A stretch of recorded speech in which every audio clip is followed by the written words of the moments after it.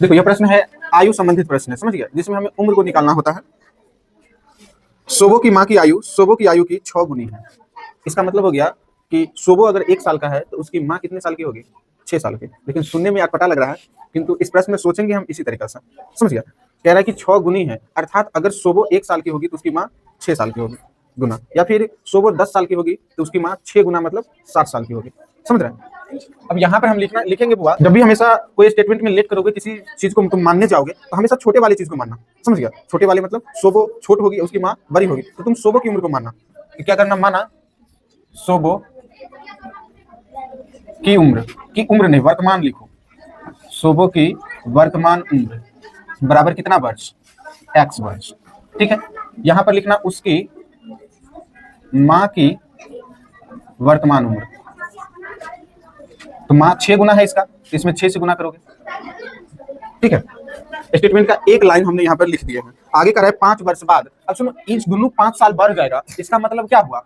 ये भी, इसमें भी 5 साल बढ़ेगा और इसमें भी, यानी माँ में भी 5 साल की वृद्धि होगा और बेटी में भी होगा। तो यहाँ लिखना अब 5 साल बाद की उम्र, 5 साल बाद की उम्र, समझ गया। तो सोबो की उम्र बराबर x जोड़ 5, और यहाँ क्या लिखोगे? उसकी माँ की उम्र। ये कितना हो जाएंगे वो? 6x जोड़ 5। यहाँ तक आगे समझ में? आगे और स्टेटमेंट पढ़ते हैं। 5 वर्ष बाद, तो बढ़ा दिए, सोबो की आयु उसकी माँ की आयु की 1/3 थी। अब इसको हम बराबर कर ले इक्वेशन के हिसाब से।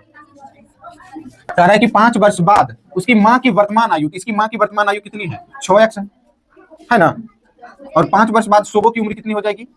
x जोड़ 5। ये उम्र जो है ना 1/3 है, किसका? ये अपनी माँ का, मतलब ये 1/3 है। तो इसमें क्या करोगे? 3 से गुना कर दो, बेटी में 3 से गुना कर दो, समझ गया, या फिर माँ में 3 से भाग दे दो।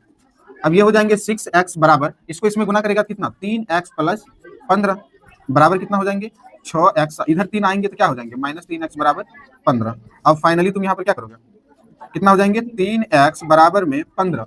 अब यहाँ पर हम बनाते हैं तो x के बराबर में क्या वैल्यू आएगा? बटा में, और काट देगा तब 5, तो x के बराबर में कितना आया? 5, समझ गया। तो यहाँ से सोबो की वर्तमान उम्र निकाल लो। सोबो की वर्तमान उम्र बराबर कितना हो जाएगा? x माना है तो 5 वर्ष ही रहेगा, और उसकी माँ की उम्र कितना हो जाएगा? उसकी माँ की उम्र कितना हो जाएंगे?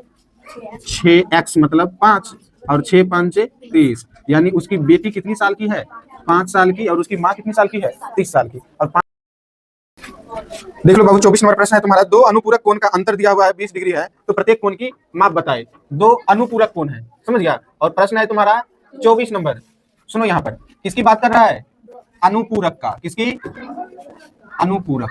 अनुपूरक में ध्यान रखना, 2 एंगल होंगे, मान लो A, और 1 एंगल होंगे B, समझ गया। तो इस दोनों को जब तुम प्लस करोगे तो इसका वैल्यू कितने के बराबर होगा? 90 डिग्री के। तो 2 अनुपूरक कोण के मान कितने होंगे? योग में 90 डिग्री हो जाएंगे, ठीक है। तो इसमें इसका अंतर दे दिया है, तो यहाँ पर लिखना माना 2 अनुपूरक कोण बराबर 1 x होगा। पहले बताए हुए हैं कि जब तुमको अंतर दिया हुआ है तो एक को x मानेगा तो दूसरा को उसका उल्टा जोड़ देना। अंतर 20 है, तो यहाँ पर दूसरा कितना हो जाएगा? x + 20, समझ गया। और ये सारा का सारा कोण किसमें है? डिग्री में है। यहाँ से लिखना प्रश्न से। और इसमें हम ध्यान देखें, ये हल्का सा बात ये लिख देंगे, हम जानते हैं कि 2 अनुपूरक कोण का योग बराबर कितना होता है? 90 डिग्री। तो इसीलिए इस दोनों को हम प्लस कर देंगे, x जोड़ 20 बराबर 90। तो x के साथ कितना हो जाएंगे? 2x प्लस बराबर 90। अब फाइनली यहाँ पर 2x बराबर 90 माइनस कितना?